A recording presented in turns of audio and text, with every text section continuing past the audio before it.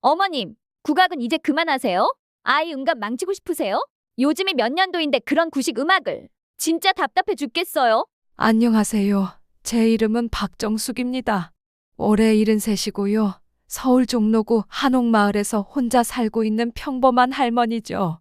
아들 하나 있고 35살 며느리 민지와 8살 손자 준호가 있는 그냥 평범한 시어머니예요.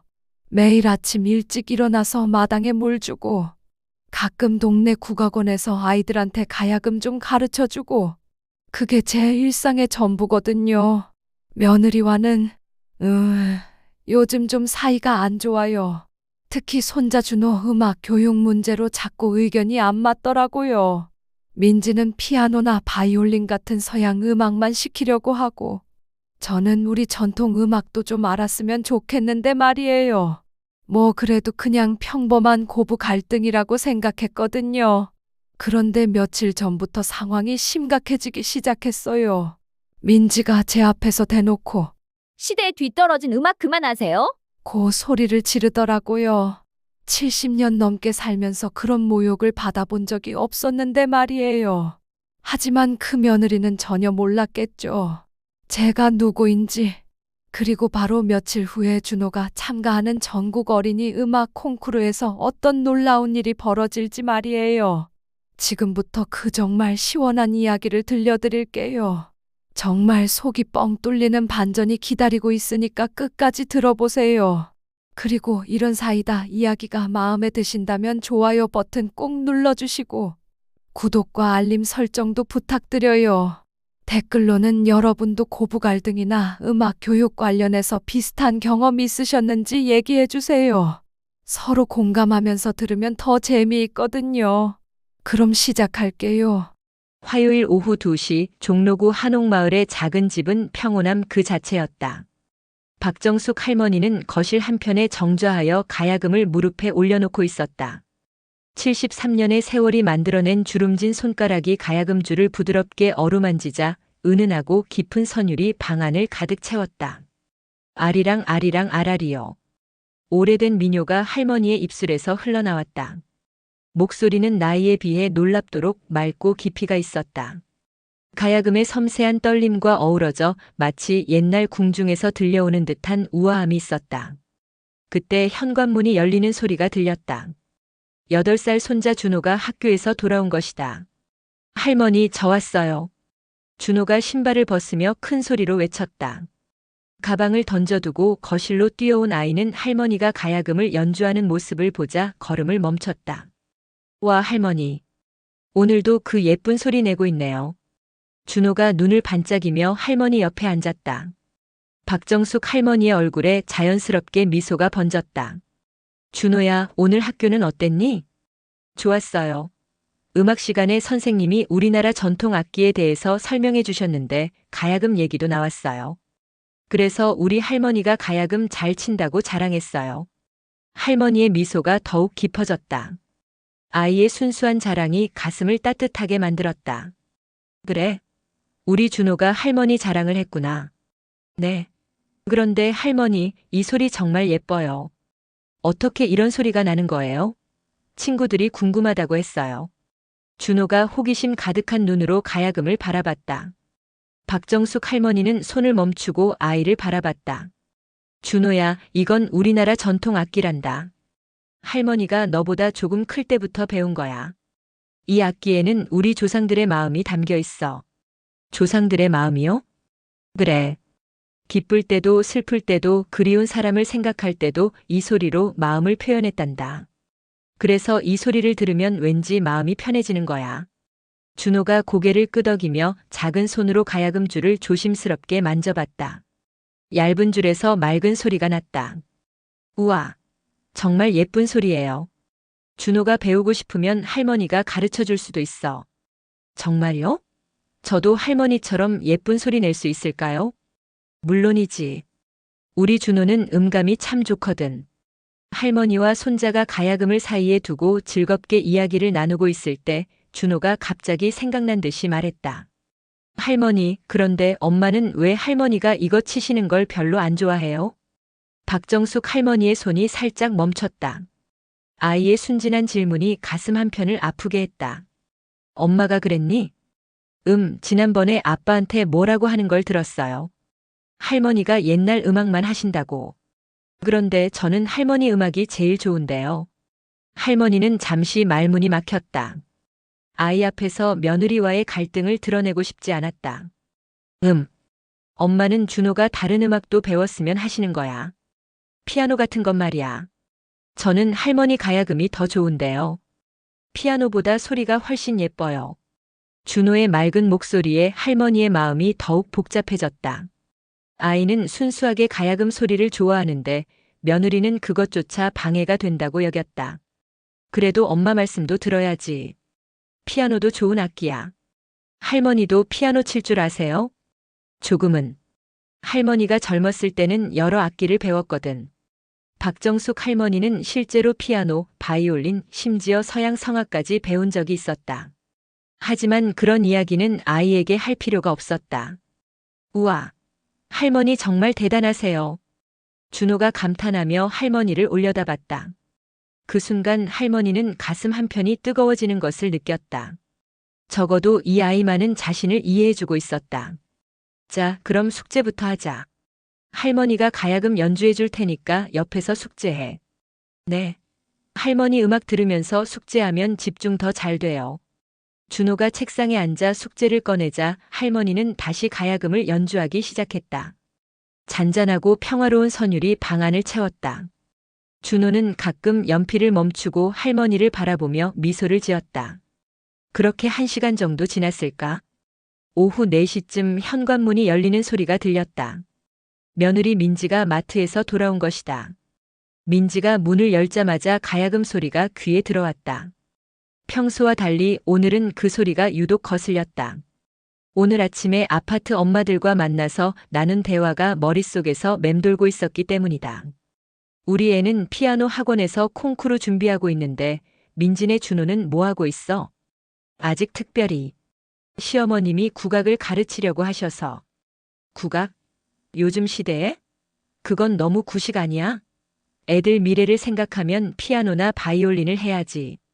그 대화가 민지의 마음을 무겁게 만들었다. 다른 집 아이들은 모두 전문적인 음악 교육을 받고 있는데 준호만 시어머니의 국악에 시간을 빼앗기고 있다는 생각이 들었다. 어머님, 또 그거 하고 계세요? 민지의 목소리에는 평소와 다른 날카로움이 있었다. 장보기 가방을 들고 있는 손에 힘이 들어갔다. 박정숙 할머니가 손을 멈추고 며느리를 바라봤다. 응, 민지야. 준호가 좋아해서 잠깐 쳐주고 있었어. 준호가 좋아한다고요? 민지의 목소리가 한 톤 올라갔다. 준호가 고개를 들고 엄마를 바라봤다. 어머님, 아이가 뭘 알겠어요.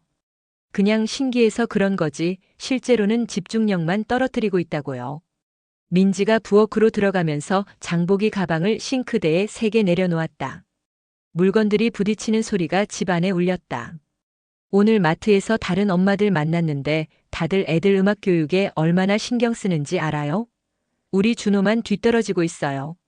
민지가 부엌에서 큰 소리로 불평했다. 박정숙 할머니는 가야금을 무릎에서 내려놓았다. 민지야, 준호가 음악을 좋아하는 건 좋은 일이야. 어떤 음악이든. 어떤 음악이든이요? 어머님, 지금이 몇 년도인데 아직도 그런 생각을 하세요? 민지가 부엌에서 나오며 목소리를 높였다. 준호가 긴장한 표정으로 엄마와 할머니를 번갈아 봤다. 엄마, 저는 할머니 가야금 소리 정말. 준호야, 너는 조용히 해. 민지가 아이를 가로막으며 소리쳤다. 그리고는 시어머니를 똑바로 바라봤다. 어머님, 솔직히 말씀드릴게요. 다른 집 아이들은 다 전문 음악 학원 다니면서 콩쿠르 준비하고 있어요. 피아노, 바이올린 배우면서 실력을 쌓고 있다고요. 그런데 우리 준호만 할머니한테 국악 듣고 있으면 어떡해요? 박정숙 할머니의 얼굴이 굳어졌다. 민지야, 국악도 좋은 음악이야. 음감을 기르는데. 음감을 망치는 거죠. 요즘 음악 전문가들이 뭐라고 하는지 아세요? 국악을 먼저 배우면 서양 음악할 때 오히려 방해가 된다고 해요. 그 말에 박정숙 할머니는 숨이 막히는 것 같았다. 50년 넘게 음악을 해온 자신의 경험과는 정반대되는 말이었다. 그건 어머님은 모르실 거예요. 요즘 음악 교육 트렌드를. 클래식이 기본이고 거기서 파생되는 게 현대 음악이에요. 국악은 솔직히 말하면 박물관에서나 하는 거예요. 박물관에서나 하는 것. 그 말이 박정숙 할머니의 심장을 찔렀다. 준호가 무서워하며 할머니 뒤로 숨었다. 아이는 왜 엄마가 갑자기 화를 내는지 이해할 수 없었다. 준호야, 방에 가서 놀고 있어.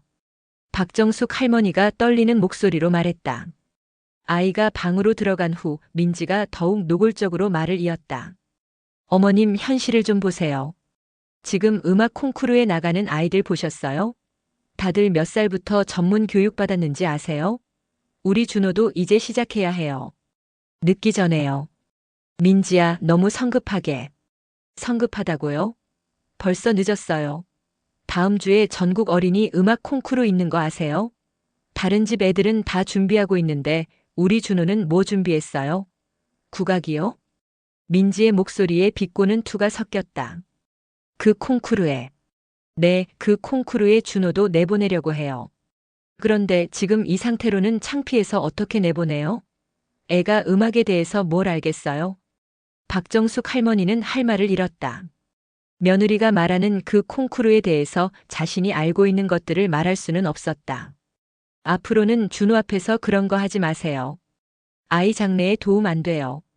내일부터 전문 피아노 선생님 구해서 제대로 가르칠 거니까요. 민지가 단호하게 말했다. 그리고 어머님도 좀 시대에 맞는 생각을 하세요. 국악은 이제 정말 구식이에요. 아무도 관심 없어요. 그 말을 마지막으로 민지가 방으로 들어가 버렸다. 박정숙 할머니는 한참 동안 그 자리에 서 있었다. 가야금을 내려다보며 생각에 잠겼다. 정말 자신이 하고 있는 것이 틀린 것일까? 정말 시대에 뒤떨어진 것일까? 하지만 민지는 몰랐다. 바로 다음 주에 준호가 참가하게 될 그 전국 어린이 음악 콩쿠르에서 어떤 일이 벌어질지, 그리고 그 콩쿠르의 심사위원장이 누구인지.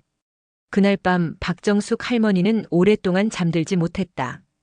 가야금을 바라보며 50년 전 자신이 처음 이 악기를 만났던 순간을 떠올렸다. 그때의 감동과 꿈들이 모두 헛된 것이었을까? 하지만 이것은 시작에 불과했다. 다음 날 수요일 오전 박정숙 할머니는 평소보다 일찍 잠에서 깼다. 어젯밤 며느리와의 갈등 때문에 제대로 잠을 이루지 못했던 것이다.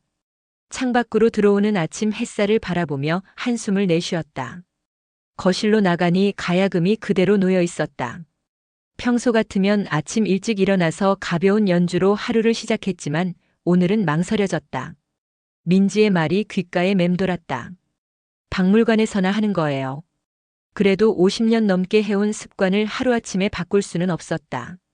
할머니는 조심스럽게 가야금을 무릎에 올려놓고 아주 작은 소리로 연주를 시작했다. 혹시 며느리가 깰까봐 평소에 반도 안 되는 소리였다. 그때 준호의 방문이 열렸다. 아이가 비몽사몽한 상태로 나와서는 할머니를 발견하고 미소를 지었다. 할머니, 오늘도 일찍 일어나셨네요. 준호야, 잠깐 일어났구나. 다시 자렴. 아니요, 학교 가야 해요. 그런데 할머니, 어제 엄마가 왜 그렇게 화를 냈어요? 아이의 맑은 눈이 할머니를 바라봤다. 박정숙 할머니는 어떻게 대답해야 할지 몰랐다. 엄마는 준호가 더 좋은 음악을 배웠으면 하시는 거야.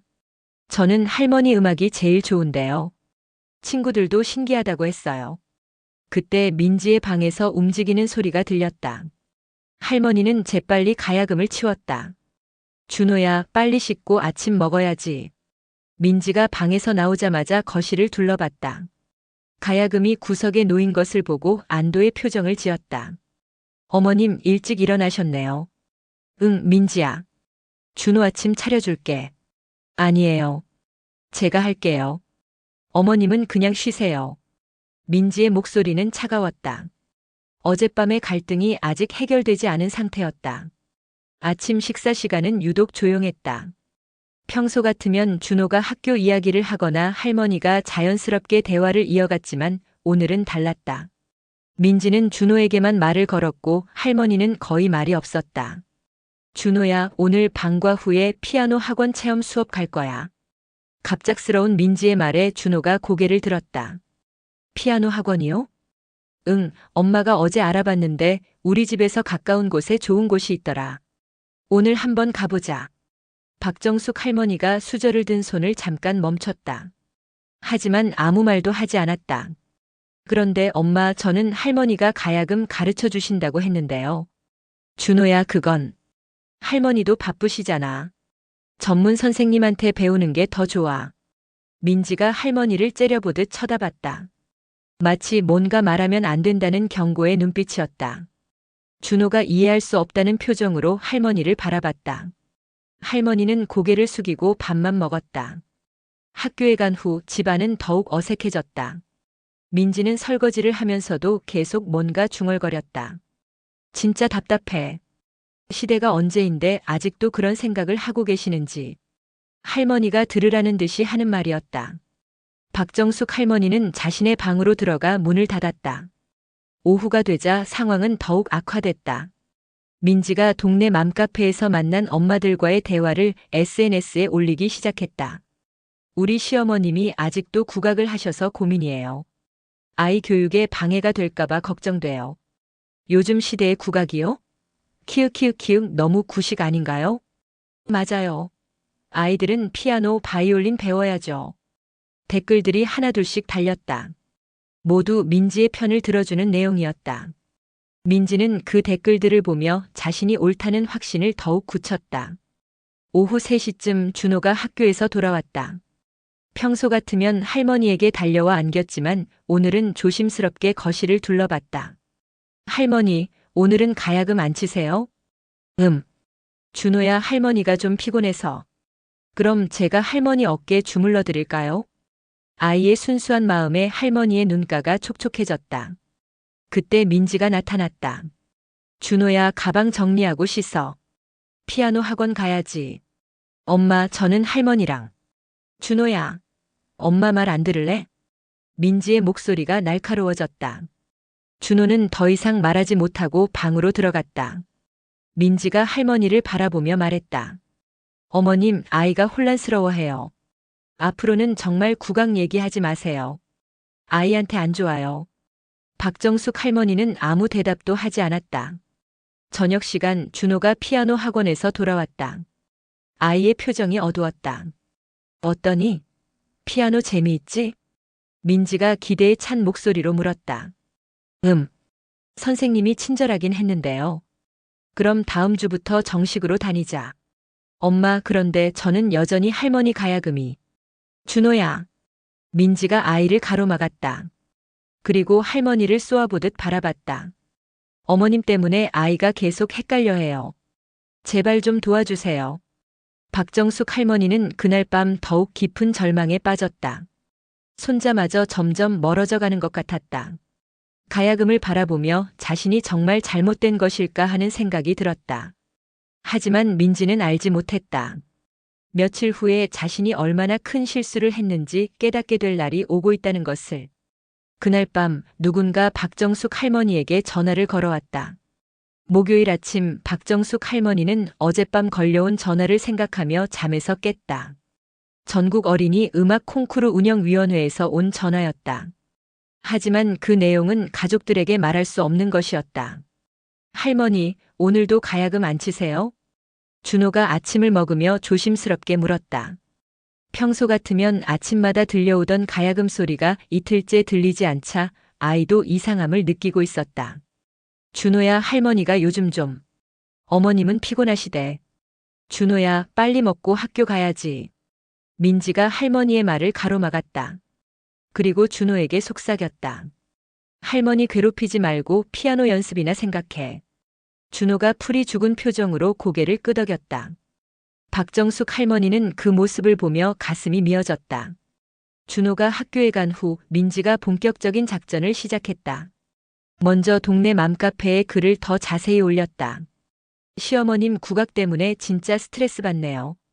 아이가 자꾸 그쪽으로만 관심을 가져서 피아노 학원 보내도 집중을 못해요. 어떻게 해야 할까요? 댓글들이 쏟아지기 시작했다. 와, 진짜 답답하시겠어요. 요즘 누가 국악해요? 아이 장래 생각하면 당연히 클래식이죠. 시어머님께 직접 말씀드려보세요. 시대가 바뀌었다고. 국악은 정말 시대착오적이에요. 아이들한테는 도움이 안 돼요. 민지는 이런 댓글들을 캡처해서 남편에게 카톡으로 보냈다. 여보, 봐. 다른 엄마들도 다 이렇게 생각해. 어머님께 좀 말씀드려봐. 남편에게서 답장이 왔다. 엄마한테 뭐라고 하기가 좀 어렵네. 어려워서 언제까지 이러고 있을 거야?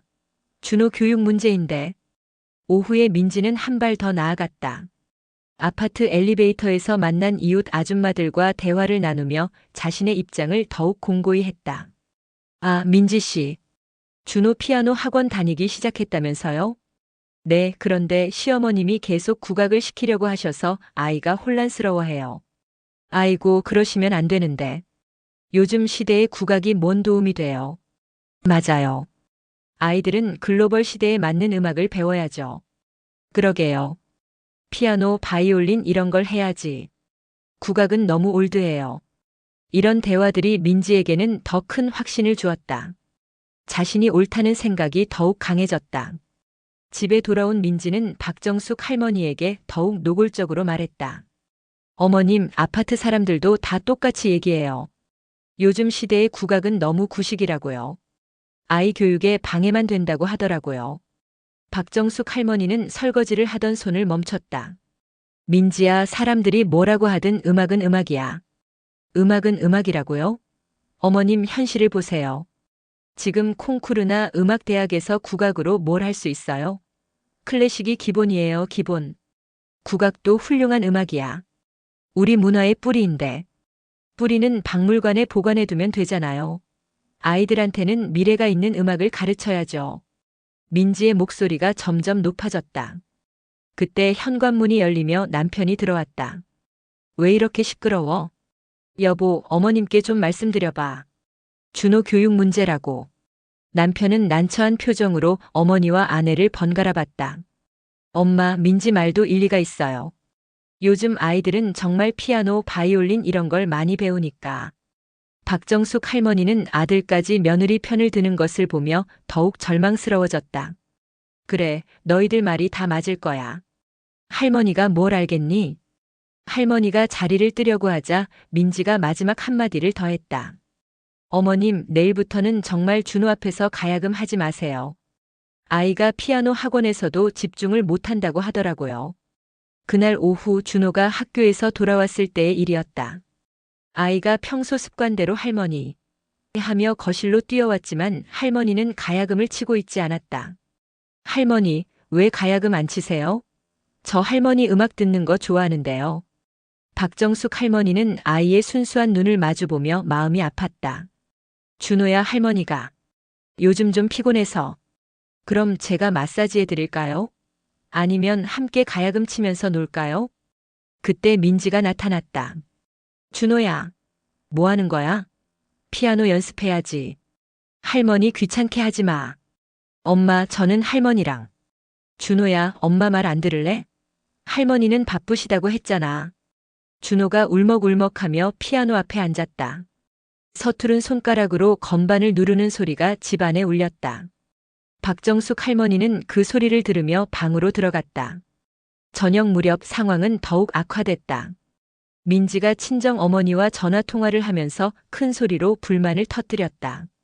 엄마, 시어머님이 너무 고집이세요. 아직도 국악을 하라고 하시네요. 준호 교육에 정말 방해가 돼요. 아이고, 그러면 안 되는데. 요즘 시대에 맞지 않잖아. 민지야, 내가 좀 더 강하게 말씀드려봐. 전화 통화가 끝난 후 민지는 더욱 단호해졌다. 그날 저녁 식사 시간에 가족 회의를 열었다. 어머님, 여보, 그리고 준호까지. 우리 한번 진지하게 얘기해요. 민지가 엄숙한 표정으로 말을 시작했다. 준호 음악 교육 문제 때문에 가족이 이렇게 갈등을 빚으면 안 되잖아요. 어머님도 준호 잘 되기를 바라시는 마음은 똑같으실 텐데 왜 현실을 받아들이지 못하세요? 박정숙 할머니가 조용히 대답했다. 민지야, 나도 준호가 잘 되기를 바래. 하지만 음악에는 우열이 없어. 국악도 소중한. 어머님, 우열이 없다고요? 지금 현실을 봐요. 콩쿠르에서 상 받는 아이들, 음대 가는 아이들 다 뭘 배우고 있어요? 피아노, 바이올린이에요. 국악으로는 미래가 없어요. 민지의 목소리가 점점 커졌다. 그리고 준호한테 물어봐요. 진짜 뭘 배우고 싶은지. 모든 시선이 준호에게 집중됐다. 8살 아이는 엄마와 할머니 사이에서 어떻게 대답해야 할지 몰라 눈물을 글썽였다. 저는, 준호야, 솔직하게 말해. 할머니 가야금이랑 피아노 중에 뭐가 더 좋아? 민지가 아이를 압박했다. 저는, 둘 다 좋아요. 둘 다 좋다고? 그럼 안 돼. 하나만 선택해야 해. 미래를 위해서. 준호가 결국 울음을 터뜨렸다. 박정숙 할머니는 더 이상 견딜 수 없었다. 그만해. 아이가 무슨 잘못이야? 할머니가 처음으로 목소리를 높였다. 하지만 민지는 멈추지 않았다. 어머님이 포기하시면 아이도 혼란스러워하지 않아요. 왜 이렇게 이기적이세요? 이기적이라는 말에 박정숙 할머니는 깊은 상처를 받았다. 50년 넘게 음악을 사랑해온 자신이 이기적인 사람이라니. 그날 밤 할머니는 가야금을 바라보며 깊은 생각에 잠겼다. 정말 자신이 고집을 부리는 것일까? 정말 손자에게 도움이 안 되는 일을 하고 있는 것일까? 창밖으로 달빛이 스며들었다. 그 달빛 속에서 할머니는 자신의 젊은 시절을 떠올렸다. 처음 가야금을 만났을 때의 그 감동과 설렘을. 하지만 이제는 그 모든 것이 의미 없는 일이 되어버린 것일까? 하지만 민지와 가족들은 알지 못했다. 바로 내일 모든 것을 바꿀 수 있는 전화가 올 것이라는 사실을. 금요일 아침 박정숙 할머니는 거의 잠을 이루지 못한 채 새벽을 맞았다. 어젯밤 가족 회의에서 받은 상처가 너무 컸다. 이기적이라는 말이 계속 귓가에 맴돌았다. 거실로 나가니 가야금이 구석에 쓸쓸히 놓여 있었다. 며칠째 만져보지도 못한 악기였다. 할머니는 조심스럽게 다가가서 가야금 줄을 살짝 만져봤다. 차가운 느낌이 손끝으로 전해졌다. 어머님, 벌써 일어나셨어요? 민지가 방에서 나오며 말했다. 목소리는 어제보다 더욱 차갑고 단호했다. 응. 어머님, 어제 우리 대화 기억하시죠? 결정하셨어요? 박정숙 할머니는 대답하지 않았다. 어떻게 평생의 열정을 하루아침에 포기하라고 할 수 있단 말인가? 어머님이 대답 안 하시니까 제가 결정할게요. 민지가 단호하게 말하며 가야금 앞으로 다가왔다. 이거 치워야겠어요. 아이가 계속 헷갈려 하잖아요. 민지야, 그건. 어머님, 정말 준호 생각하시는 거 맞아요? 아니면 그냥 본인이 하고 싶어서 하시는 거예요? 민지의 날카로운 질문에 할머니는 할 말을 잃었다. 그때 준호가 방에서 나왔다. 아이의 눈은 빨갛게 부어 있었다. 어젯밤 울다가 잠든 모양이었다. 할머니. 준호가 조심스럽게 할머니에게 다가왔다. 하지만 민지가 아이를 가로막았다. 준호야, 할머니한테 가지 마. 씻고 아침 먹어야지. 엄마, 저는 할머니랑. 준호야, 엄마 말 안 들을래? 민지의 목소리가 날카로워졌다. 준호는 더 이상 말하지 못하고 화장실로 들어갔다. 아침 식사 시간은 장례식장처럼 조용했다. 아무도 말을 하지 않았다. 준호는 계속 할머니를 걱정스럽게 바라봤지만 민지의 눈치 때문에 말을 걸지 못했다. 준호야, 오늘 피아노 학원에서 선생님이 뭐라고 하시는지 잘 들어. 할머니 생각은 하지 말고. 민지가 마지막으로 말했다. 박정숙 할머니는 그 말에 더 이상 참을 수 없었다. 민지야, 그렇게까지 해야겠니? 어머님이 포기 안 하시니까 어쩔 수 없잖아요.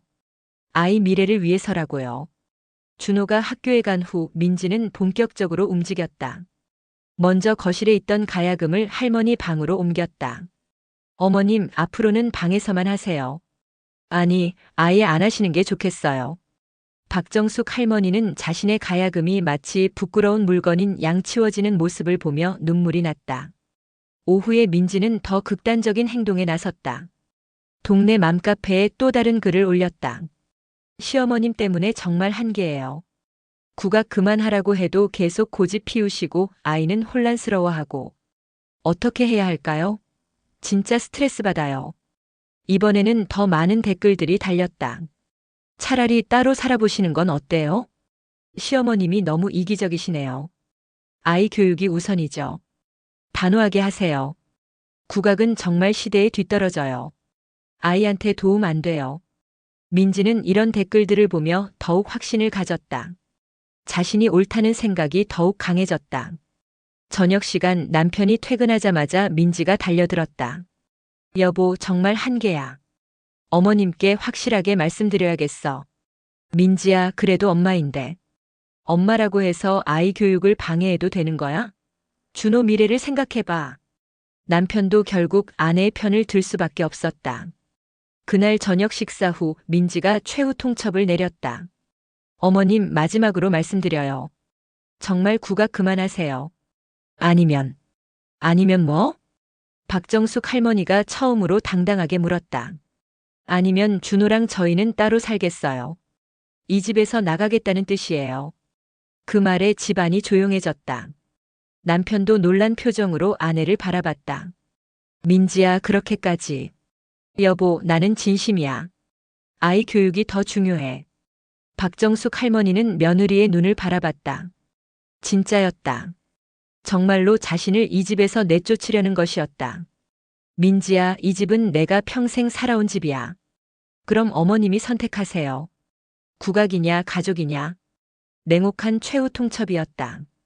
박정숙 할머니는 50년 넘게 자신과 함께 해온 음악과 사랑하는 손자 사이에서 선택해야 하는 상황에 놓였다. 그날 밤 할머니는 가야금을 바라보며 깊은 절망에 빠졌다. 정말 자신이 이기적인 것일까? 정말 손자를 위해서라면 모든 것을 포기해야 하는 것일까? 하지만 내일 아침 모든 것을 바꿀 전화가 올 것이라는 사실을 아무도 몰랐다. 토요일 아침 7시 박정숙 할머니의 휴대폰이 울렸다. 잠들지 못하고 뒤척이던 할머니는 조심스럽게 전화를 받았다. 여보세요? 박정숙 선생님이십니까? 전국 어린이 음악 콩쿠르 운영위원회입니다. 할머니는 재빨리 방문을 닫고 작은 목소리로 대답했다. 네, 맞습니다. 내일 콩쿠르 관련해서 마지막으로 확인드릴 사항이 있어서요. 혹시 지금 통화 가능하신가요? 잠깐만요. 박정숙 할머니는 가족들이 깨지 않도록 더욱 조심스럽게 속삭였다. 전화 통화는 약 10분간 계속됐다. 통화를 마친 후 할머니는 깊은 한숨을 쉬었다. 내일이면 모든 게 끝날 텐데 과연 민지가 어떤 반응을 보일까? 한편 거실에서는 민지가 준호에게 마지막 당부를 하고 있었다. 준호야, 내일 콩쿠르 잘해야 돼. 다른 애들이 얼마나 잘하는지 봐. 그래야 내가 할머니 음악이 얼마나 도움이 안 되는지 알 수 있어. 엄마, 저는 정말 할머니 가야금 소리가 좋은데요. 준호야, 그런 말 하지 마. 내일 콩쿠르 끝나면 할머니도 인정하실 거야. 피아노가 얼마나 더 좋은지 말이야. 그런데 그날 오후 이상한 일들이 벌어지기 시작했다. 먼저 피아노 학원 원장이 민지에게 전화를 걸어왔다. 어머니, 혹시 준호 할머니가 음악을 하시나요? 네. 왜 그러세요? 아이가 음감이 정말 뛰어나거든요. 특히 전통적인 음계에 대한 이해도가 남다른 것 같아서요. 혹시 어릴 때부터 국악을 접했나 싶어서요. 민지는 당황했다. 아, 그게. 시어머님이 조금. 아, 그러시구나. 그럼 정말 좋은 기초를 쌓으신 거네요. 국악을 먼저 배운 아이들이 오히려 음감이 더 뛰어난 경우가 많거든요. 민지는 전화를 끊고 나서도 멍한 상태였다. 자신이 줄곧 들어온 얘기와는 정반대였다. 저녁 무렵 또 다른 이상한 일이 생겼다. 아파트 관리사무소에서 민지에게 연락이 왔다. 부인, 혹시 댁에 박정숙 어르신 계시죠? 네, 시어머님인데요. 왜요? 아, 어떤 분이 찾아오셔서 인사드리고 싶다고 하시는데요. 음악 관련 분이신 것 같은데. 음악 관련요? 네, 정확히는 모르겠지만 굉장히 정중하게 인사드리러 왔다고 하시더라고요. 혹시 올라가셔도 될까요? 민지는 어리둥절했다. 시어머니를 찾는 음악 관련 사람이라니. 아니요, 지금은 좀. 다음에 연락 주시라고 해주세요. 하지만 마음 한편으로는 불안감이 들기 시작했다.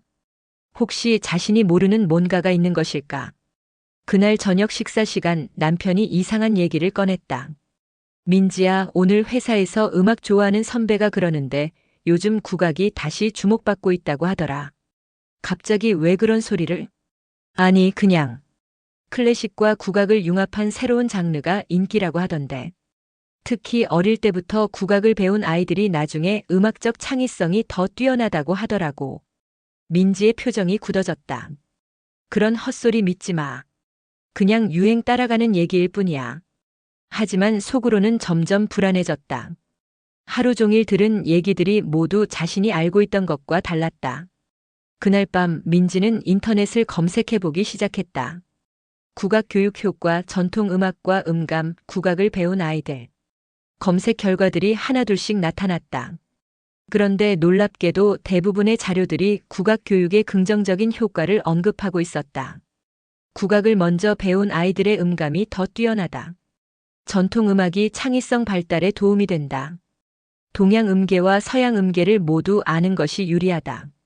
민지는 점점 당황스러워졌다. 자신이 맘카페에서 들었던 얘기들과는 완전히 달랐다. 그때 남편이 침실로 들어왔다. 민지야, 혹시 엄마한테 너무 심했던 거 아닐까? 갑자기 왜 그런 소리야? 아니, 생각해보니까 엄마가 국악을 그렇게 오래 하신 분인데. 뭔가 이유가 있을 거 아냐? 여보까지 그런 소리 하는 거야? 그게 아니라. 준호가 요즘 너무 우울해 보여. 할머니랑 떨어져 있으니까. 민지는 남편의 말에 더욱 불안해졌다. 모든 게 자신의 생각과 다르게 돌아가고 있었다. 그날 밤 늦게 민지는 시어머니 방 앞을 지나가다가 작은 소리를 들었다. 가야금 소리였다. 아주 작고 조심스럽게 마치 누구에게도 들키고 싶지 않다는 듯이. 그 소리를 듣는 순간 민지는 가슴이 찡해졌다. 왜일까? 갑자기 시어머니가 불쌍하게 느껴졌다. 내가 너무했나? 처음으로 그런 생각이 들었다.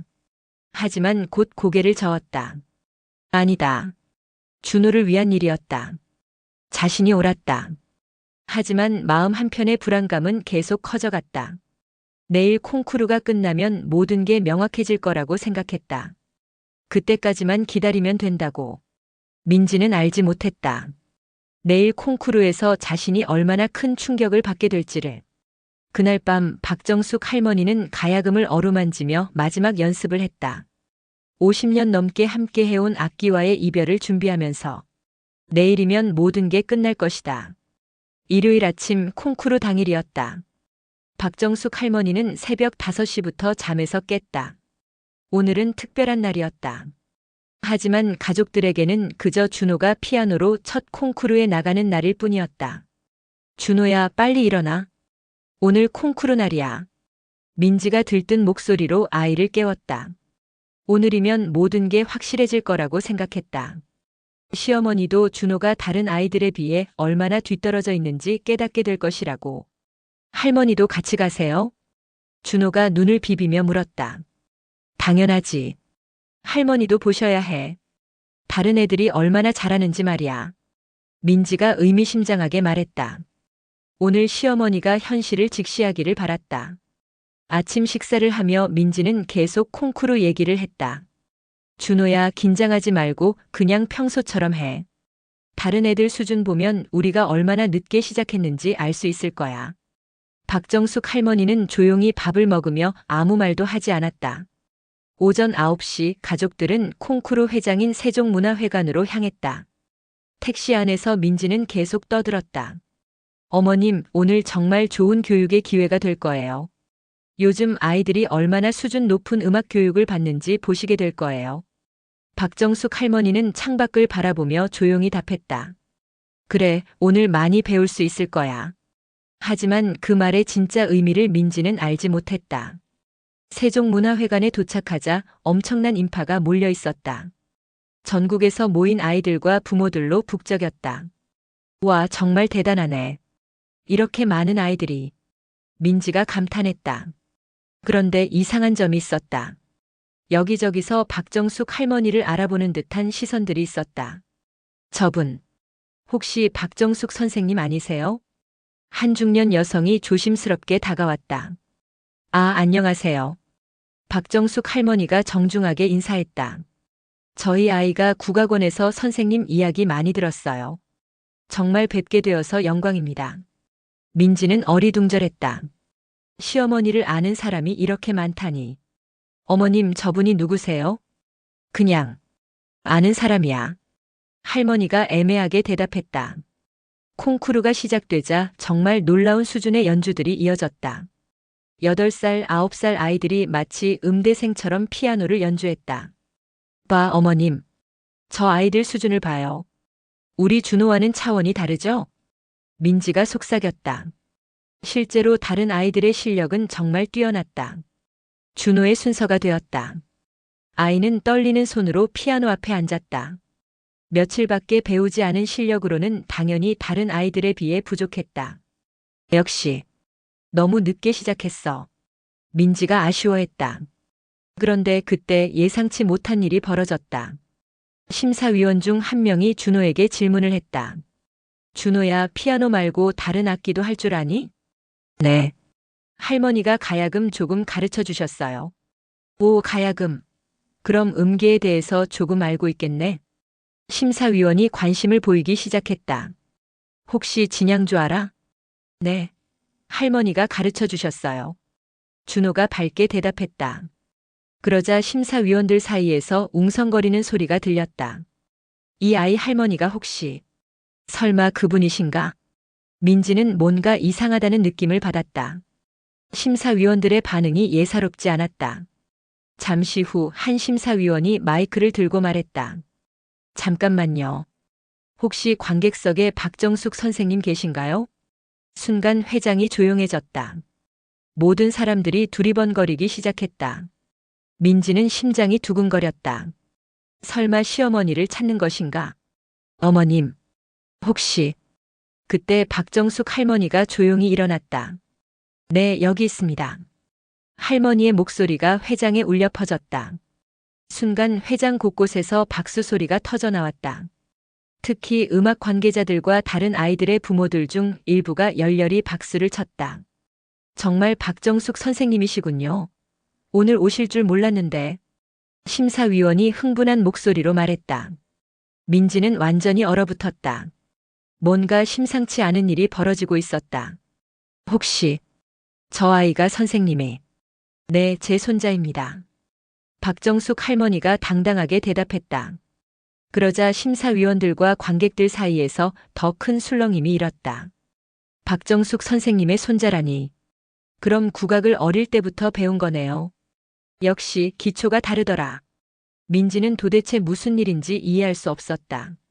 시어머니가 누구길래 이런 반응이 나오는 거지?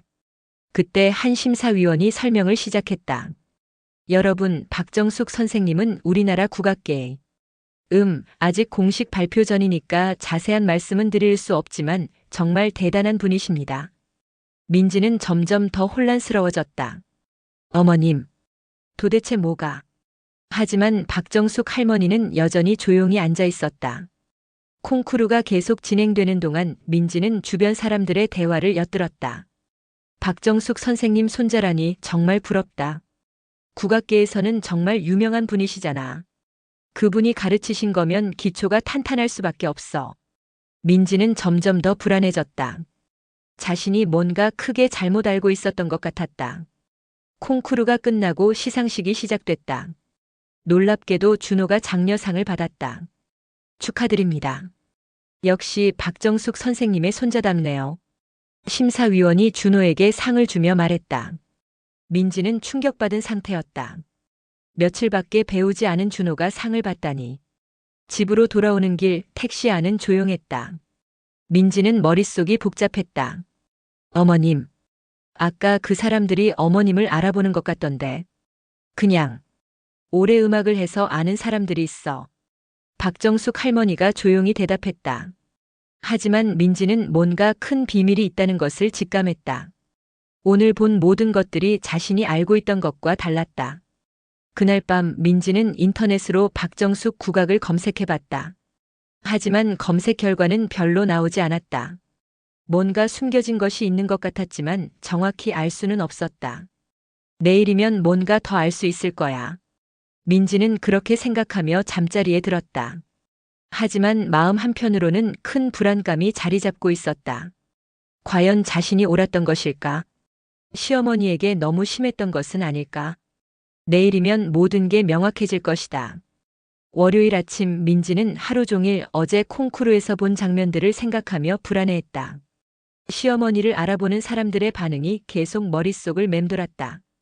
그런데 오전 10시쯤 예상치 못한 전화가 걸려왔다.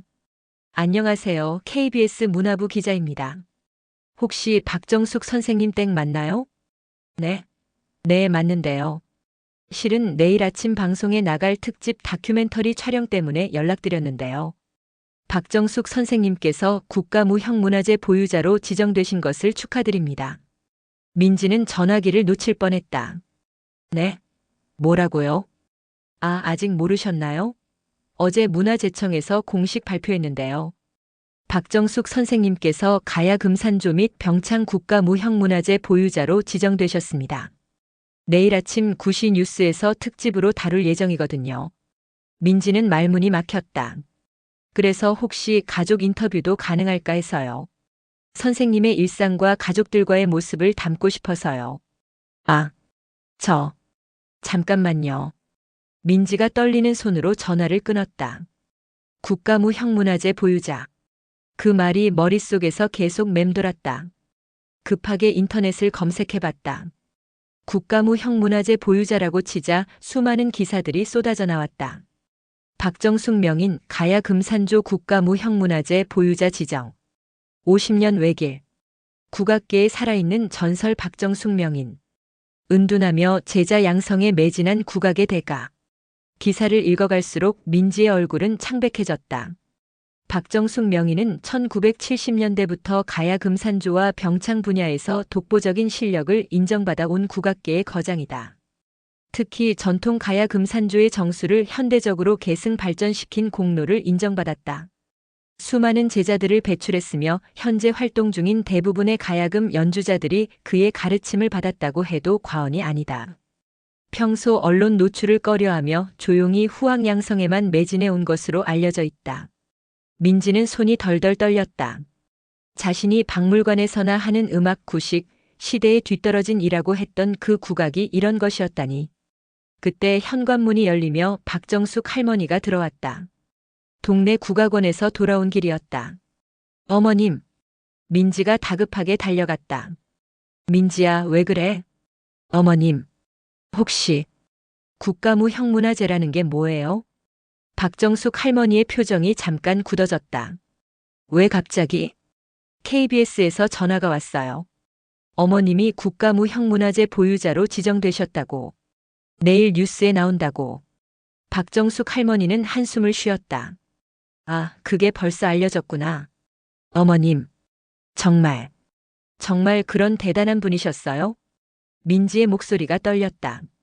그때 준호가 학교에서 돌아왔다. 할머니, 오늘 학교에서 선생님이 그러시는데 할머니가 TV에 나온다면서요? 정말이에요? 준호야, 친구들이 다 부러워해요. 할머니가 정말 유명한 분이라면서요. 민지는 더 이상 견딜 수 없었다. 그동안 자신이 한 행동들이 머릿속에서 파노라마처럼 지나갔다. 어머님, 저는 민지야. 박정숙 할머니가 조용히 며느리를 바라봤다. 저는 정말 몰랐어요. 어머님이 그런 대단한 분인 줄. 대단한 게 아니야. 그냥 내가 좋아하는 일을 오래 한 것뿐이야. 할머니의 목소리는 여전히 조용하고 따뜻했다. 하지만 제가 어머님한테 박물관에서나 하는 음악이라고, 구식이라고. 민지의 눈에서 눈물이 흘러내렸다. 그때 또 다른 전화가 걸려왔다. 이번에는 조선일보였다. 박정숙 선생님 댁인가요? 내일 일면에 실을 기사 관련해서. 그 다음에는 문화일보, 한겨레, 중앙일보에서 연달아 전화가 왔다. 모두 박정숙 할머니의 국가무형문화재 지정을 축하하며 인터뷰를 요청하는 내용이었다. 오후 2시쯤 동네 국악원 원장이 직접 집으로 찾아왔다. 선생님 축하드립니다. 정말 오랫동안 기다려왔던 소식이에요. 고생 많으셨어요. 박정숙 할머니가 정중하게 인사했다. 그런데 선생님 가족분들은 모르셨던 건가요? 네. 굳이 말씀드릴 일이 아니라고 생각해서. 민지는 원장과 할머니의 대화를 들으며 점점 더 충격받았다. 선생님께서 가르치신 제자들이 지금 국립국악원, 서울대 국악과 교수로 계시잖아요. 그분들이 얼마나 좋아하실까요? 제자들이 잘 되는 게 제일 기쁘죠. 그리고 손자분도 정말 재능이 뛰어나시더라고요. 어제 콩쿠르에서 장려상 받으셨다면서요? 네, 다행히. 역시 선생님의 가르침을 받아서 그런가 봐요. 국악 기초가 탄탄한 아이들이 서양 음악도 잘하거든요. 민지는 그 말을 듣고 더욱 충격받았다. 자신이 그동안 반대해온 국악 교육이 오히려 준호에게 도움이 되었던 것이다. 원장이 돌아간 후 집안은 조용해졌다. 어머님. 민지가 떨리는 목소리로 말을 꺼냈다. 저 정말 잘못했어요. 어머님이 그런 훌륭한 분인 줄도 모르고 박물관에서나 하는 음악이라고 구식이라고. 민지야, 괜찮아. 괜찮지 않아요. 제가 어머님을 얼마나 무시했는데요. SNS에 올린 글들도 맘카페에서 한 얘기들도. 민지가 울기 시작했다. 그리고 준호한테도 할머니 음악 듣지 말라고 피아노만 하라고. 민지야, 너도 몰랐으니까. 아니에요. 몰랐다고 변명할 수 없어요. 어머님이 그렇게 소중히 여기시는 걸, 평생 하셔온 걸. 제가. 그때 남편이 회사에서 급하게 돌아왔다. 엄마, 회사에서 난리가 났어요. 엄마가 국가무형문화재라면서요? 응. 엄마, 왜 이런 중요한 얘기를 안 하셨어요? 굳이 자랑할 일도 아니고. 남편도 민지와 마찬가지로 충격받은 표정이었다. 그럼 엄마가 정말 대단한 분이셨던 거네요. 그날 저녁 온 가족이 모여 앉았다. 민지는 계속 눈물을 흘리며 사과했다. 어머님, 정말 죄송해요. 제가 너무 무지했어요. 민지야, 정말 괜찮다고. 괜찮지 않아요. 어머님이 가야금 못 치시게 한 것도, 준호한테 할머니 음악 듣지 말라고 한 것도 다 제 잘못이에요. 준호가 할머니 옆으로 다가갔다. 할머니, 이제 다시 가야금 쳐주실 거죠? 박정숙 할머니가 손자를 안으며 미소 지었다. 그럼 우리 준호가 듣고 싶어 한다면 얼마든지. 할머니가 정말 대단한 분이었구나. 친구들한테 더 자랑해도 되죠? 호호, 그래. 민지는 그 모습을 보며 더욱 미안해했다. 어머님, 앞으로는 제가 달라질게요. 정말로요. 민지야, 이미 지난 일이야. 이제부터 잘하면 돼. 박정숙 할머니의 너그러운 마음에 민지는 더욱 감동받았다. 그날 밤 온 가족이 함께 박정숙 할머니의 가야금 연주를 들었다. 오랜만에 집안에 울려 퍼지는 아름다운 선율에 모두가 감동했다. 민지는 그제야 깨달았다. 진정한 음악이 무엇인지, 그리고 자신이 얼마나 큰 실수를 했는지를. 내일 아침이면 온 국민이 시어머니의 진짜 모습을 알게 될 것이다. 그리고 자신은 그 훌륭한 분의 며느리라는 사실을 새삼 깨닫게 되었다. 화요일 아침 9시 KBS 아침 뉴스가 시작됐다. 다음 소식입니다. 50년간 국악 한 길을 걸어온 박정숙 명인이 가야 금산조 국가무형문화재 보유자로 지정됐습니다. TV 화면에 박정숙 할머니의 모습이 나타났다. 한옥 거실에서 가야금을 연주하는 우아한 모습이었다. 박정숙 명인은 1970년대부터 가야 금산조 분야의 최고 권위자로 인정받아왔으며 현재 활동 중인 대부분의 가야금 연주자들이 그의 제자라고 해도 과언이 아닙니다. 민지는 TV 앞에서 넋을 잃고 뉴스를 바라봤다. 자신이 그토록 무시했던 시어머니가 전국 방송에서 명인, 국악계의 거장으로 소개되고 있었다. 특히 박정숙 명인은 평소 언론 노출을 극도로 꺼려하며 오로지 후학 양성과 전통 계승에만 매진해 온 것으로 알려져 있습니다. 리포터의 목소리가 이어졌다. 명인의 8살 손자 또한 할머니에게 국악을 배우며 음악적 재능을 키우고 있어 전통의 계승이 이어지고 있다는 점에서도 의미가 큽니다. 그때 준호의 모습이 화면에 나왔다. 할머니 옆에서 가야금을 배우는 모습과 며칠 전 콩쿠르에서 상을 받는 장면이었다. 음악에는 동서양이 따로 없습니다. 아이들이 우리 전통 음악을 먼저 익히면 그것이 오히려 다른 음악을 이해하는 데 도움이 됩니다. 박정숙 할머니의 인터뷰가 방송됐다. 민지는 그 말을 듣고 가슴이 찢어지는 것 같았다. 자신이 그토록 반대했던 것이 바로 이런 철학이었구나. 뉴스가 끝나자마자 민지의 휴대폰이 쉴 새 없이 울렸다. 민지야, 뉴스 봤어? 시어머님이 정말 대단한 분이시구나. 친정 엄마였다. 엄마. 아이고, 그런 훌륭한 분을 몰라봤다니. 민지야, 너 괜찮아? 민지는 대답할 수 없었다. 어떻게 지금까지 자신이 시어머니를 무시해왔는지 말할 수 없었다. 그 다음엔 아파트 주민들, 맘카페 사람들, 회사 동료들에게서 연달아 전화가 왔다. 민지 씨, 시어머님이 TV에 나오셨던데요. 정말 대단하시네요. 와, 국가무 형문화재라니. 부러워요. 준호가 그런 할머니한테 음악을 배운다니 정말 축복이에요. 매번 전화를 받을 때마다 민지는 더욱 부끄러워졌다. 얼마 전까지 자신이 SNS와 맘카페에서 시어머니를 무시하는 글을 올렸었는데 오전 10시쯤 민지는 급하게 자신이 올렸던 맘카페 글들을 삭제하기 시작했다. 하지만 이미 많은 사람들이 봤을 텐데 그때 맘카페에 새로운 글이 올라왔다. 어제 뉴스 보신 분 있으세요? 박정숙 명인이라고. 혹시 우리 아파트 민지님 시어머님 아닌가요? 댓글들이 달리기 시작했다. 맞는 것 같은데요. 며칠 전에 민지님이 시어머님 국악 때문에 고민이라고 하셨었잖아요. 헐. 그럼 국가무 형문화재 보유자를 국악 그만하라고 하신 거예요? 대박. 이건 정말. 민지는 더 이상 댓글을 볼 수 없었다. 휴대폰을 던져두고 방에서 나왔다. 거실에서는 박정숙 할머니가 조용히 가야금을 연주하고 있었다. 오랜만에 마음 편히 치는 가야금 소리가 집안을 가득 채웠다. 어머님. 민지가 다가가자 할머니가 손을 멈췄다. 민지야, 뭔 일이야? 어머님. 저 정말 죄송해요. 맘카페에, SNS에 어머님을 무시하는 글을 많이 올렸어요. 민지의 목소리가 떨렸다. 사람들이 다 봤을 거예요. 제가 얼마나 무식한 며느리인지. 민지야, 그런 것까지 신경 쓸 필요 없어. 하지만 어머님 명예에 먹칠을 했어요. 국가무 형문화재 보유자의 며느리가 그런 글을 올렸다니. 박정숙 할머니가 가야금을 내려놓고 며느리의 손을 잡았다. 민지야, 사람은 누구나 실수를 해. 중요한 건 깨닫는 거야.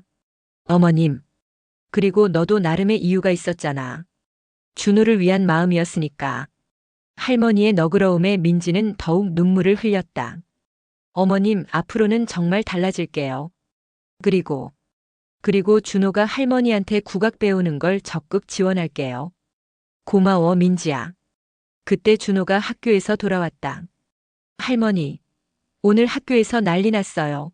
친구들이 다 TV 봤다고 하면서 부러워했어요. 준호가 신나서 뛰어왔다. 선생님도 할머니가 정말 대단한 분이라고 하셨어요.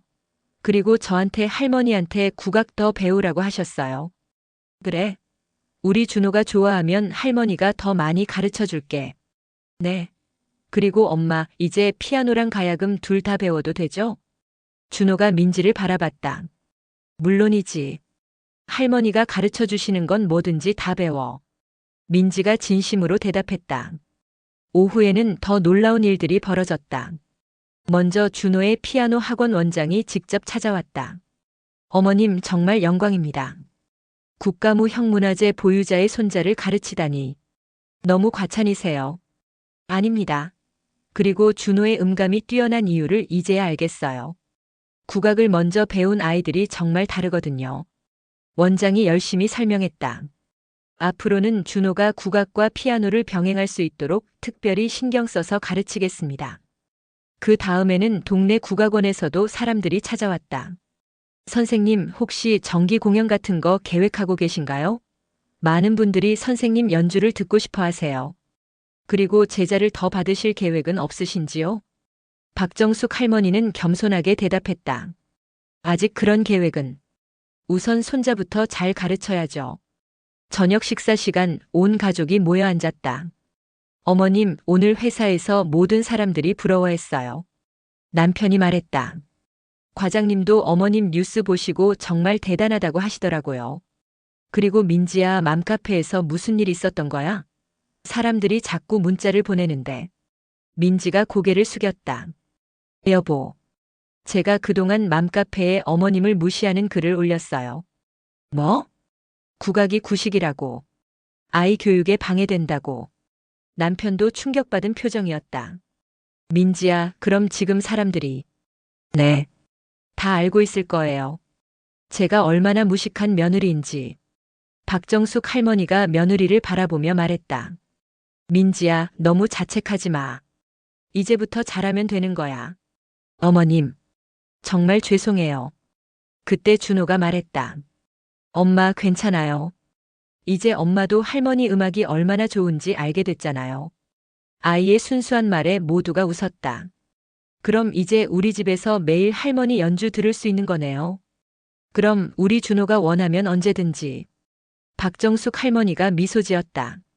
그날 밤 온 가족이 함께 할머니의 가야금 연주를 들었다.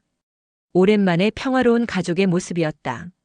민지는 그 아름다운 선율을 들으며 깨달았다. 진정한 가치는 겉으로 드러나는 화려함에 있는 것이 아니라 묵묵히 자신의 길을 걸어온 사람의 마음속에 있다는 것을. 그리고 자신이 그런 훌륭한 분의 며느리라는 사실이 이제는 자랑스러웠다. 며칠 후 민지는 맘카페에 새로운 글을 올렸다.